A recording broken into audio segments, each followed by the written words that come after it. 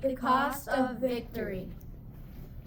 In 1763, after nearly a decade of fighting in the 7 Years' War, known as the French and Indian War, Britain emerged victorious.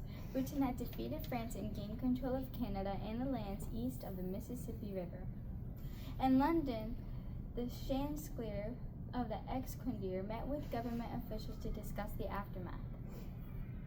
The war had drained Britain's resources, but it also made them the undisputed power in North America.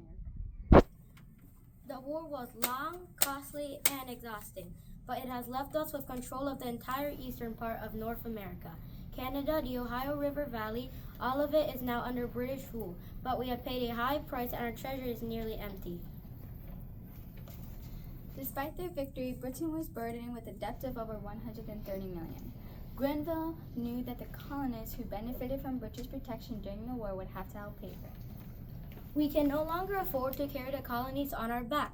They owe us for the protection we provided, and it's time to contribute to the cost of this empire. If they want the benefits, they must pay for them.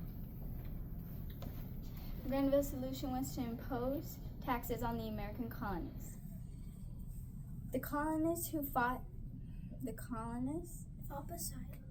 beside the British. Were now being asked to cover the costs of a war they had no say in. We never asked for this war. We are dragged into Britain's interests, and now, after we help fight, you expect us to pay for them? Yeah? This is madness. To many colonists, the idea of paying taxes to Britain seemed unjust. They had been part of the war effort, but now their reward is even more taxes.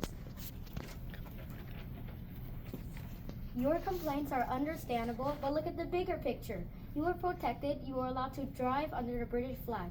Now it's time for the colonies to contribute to the cost of this victory.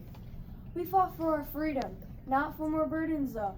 This is just the beginning, and if we don't stand against it now, it will only get worse. This is the start of something far more dangerous. The taxes and demands from Britain ignited growing anger among the colonists.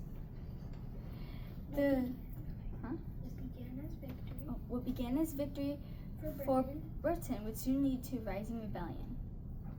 The cost of the victory was far greater than anyone could have ever imagined. Thank you.